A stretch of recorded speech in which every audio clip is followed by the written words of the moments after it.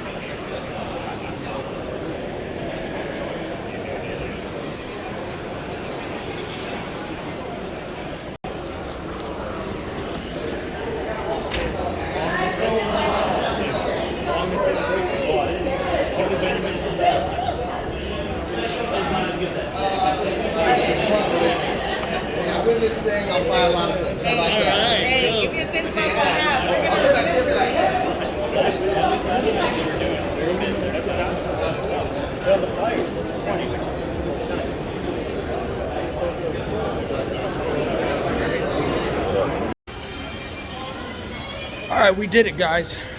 We survived. We survived the first break. Losing my voice already. We survived till the first break.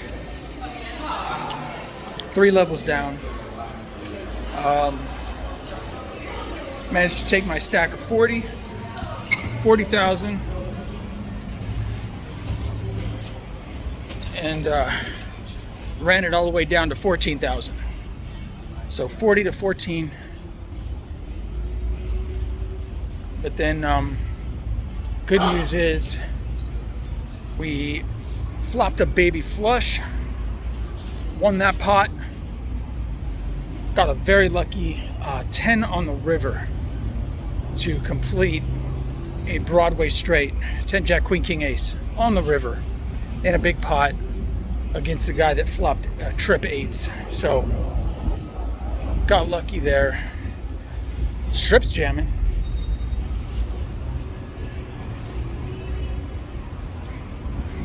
So yeah, so right now we're sitting on 64,400. So yeah, 40 to 64.4. So try to keep that going. Just out here on the break. Just people that were hot out here, of course. June in Vegas. Next update coming soon. Colossus flight lead players. Just number 1 Roger. White ball players coming back to their seats. And if you're in the purple section, your table is for you.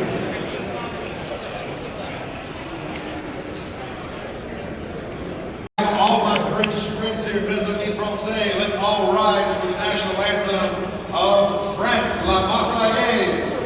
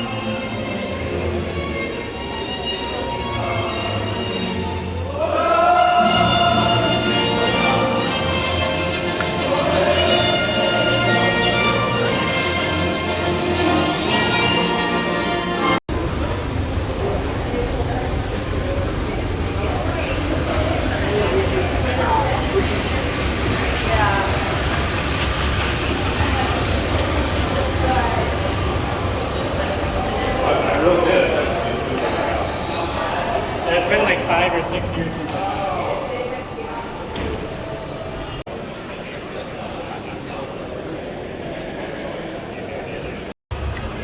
On the second break, went from about 64,000 down to 30,000.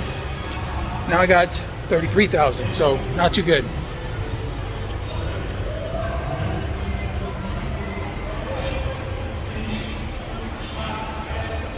No Christmas for me yet. Have to turn it around, have to double up soon. Probably looking to go all in pretty quick here. As soon as we get back from this break. Level 7 starting. Put a little bit of shit, put a little bit of shit, put a little bit of shit, put a little bit of shit, put a little bit of shit, put a little bit of shit, put a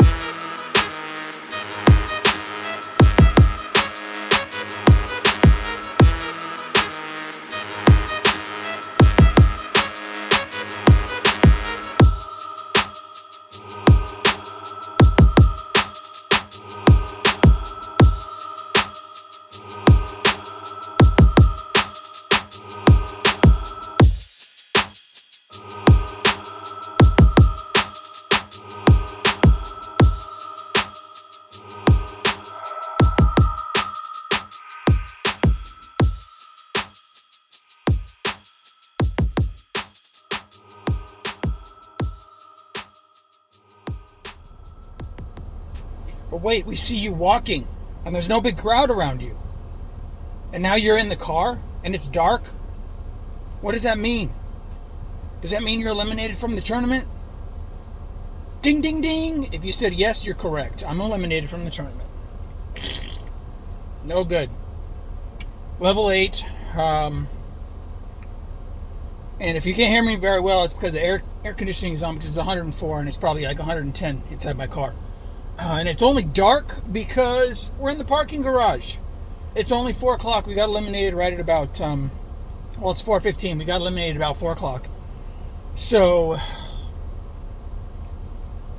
biggest pocket pair I got all day. I did get pocket kings once, and I lost that hand because an ace flopped and people bet into me, and I had to fold that one. But late in the tournament here, especially in the last 2 levels, level 7 and level 8, getting no good hands. There's only one hand where I could have played it differently, and we would have doubled our stack, but it would have been kind of, well, I guess it's always lucky when you go all in pre-flop. Could have, there was about 3 players in the hand ahead of us, though, and it was raised, so there's a good chance I was behind. I had ace-queen suited, which, yeah, that's pretty nice, but I still had a decent stack. I had 35,000 in chips with the big blind, small blind at 1,000 each. So,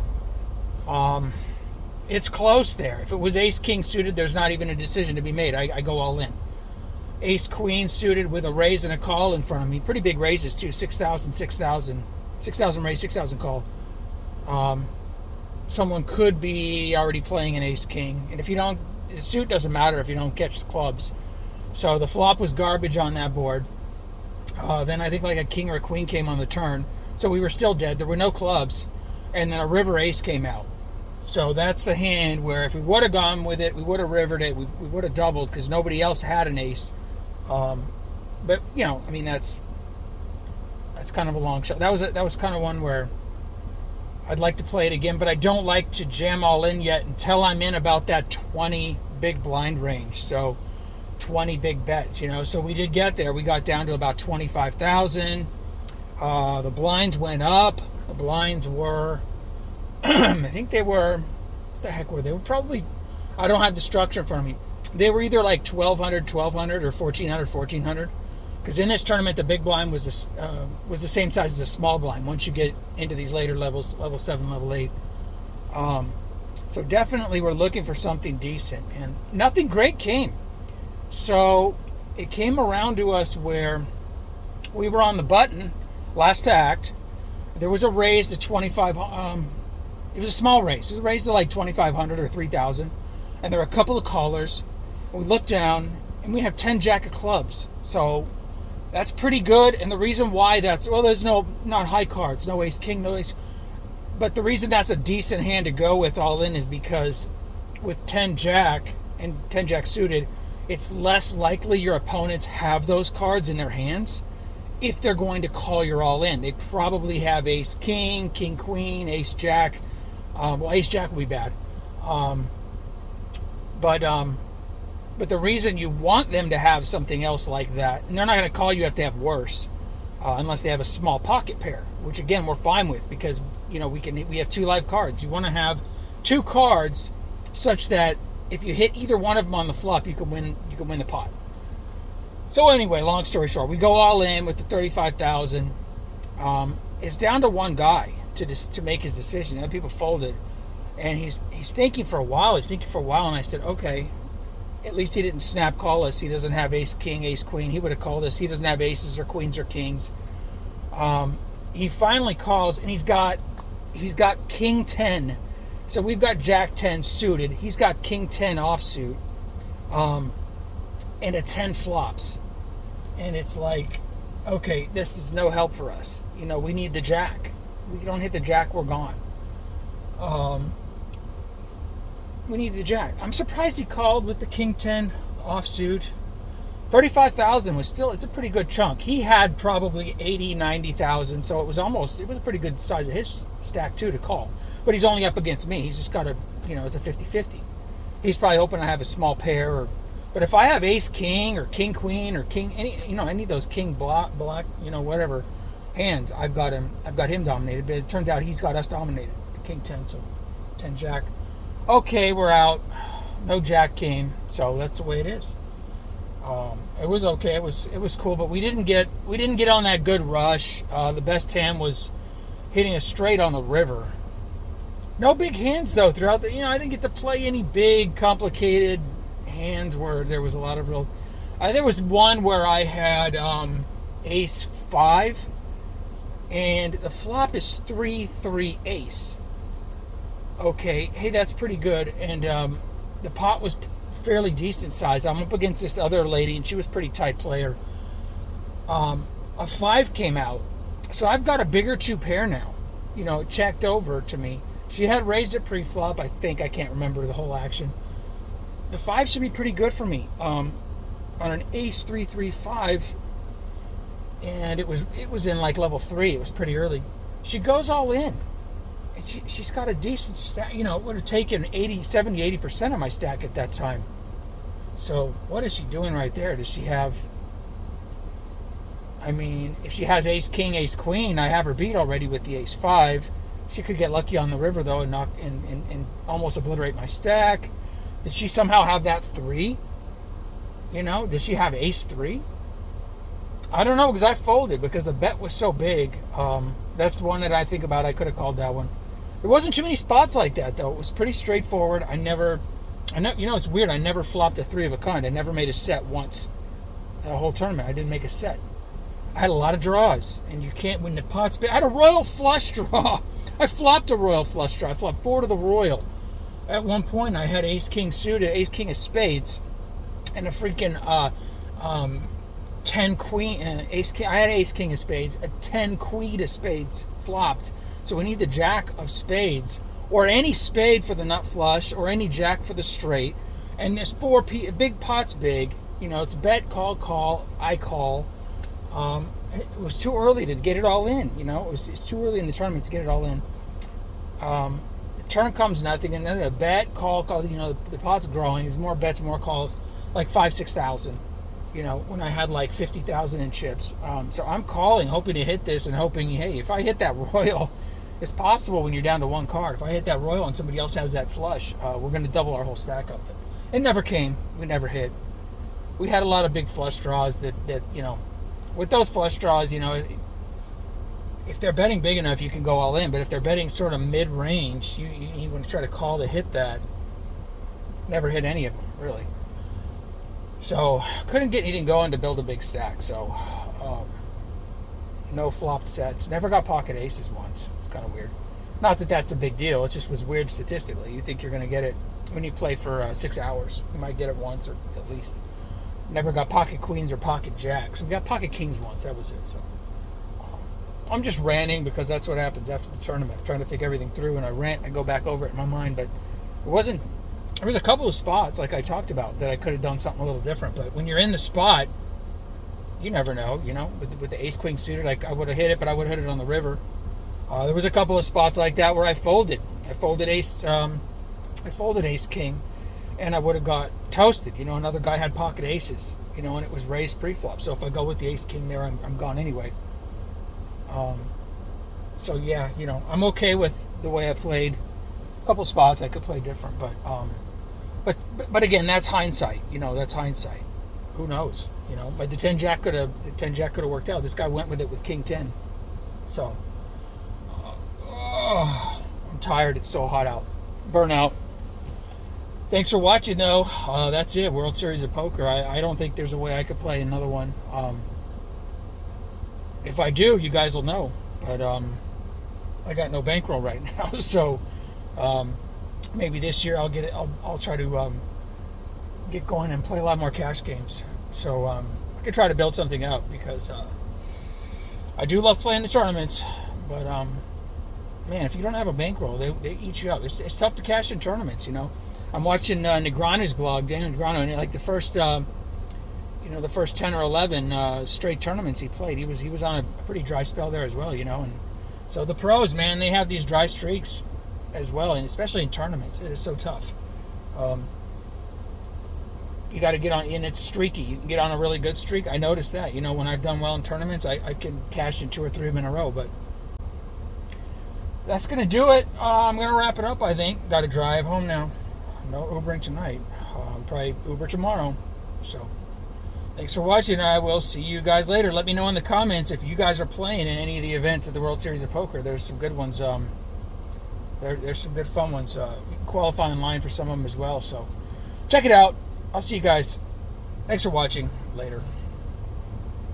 Put a little bit of shit, put a little bit of shit, put a little bit of shit, put a little bit of shit, put a little bit of shit, put a little bit of shit, put a little bit of shit, put a little bit of shit, put a little bit of shit, put a little bit of shit, put a little bit of shit, put a little bit of shit.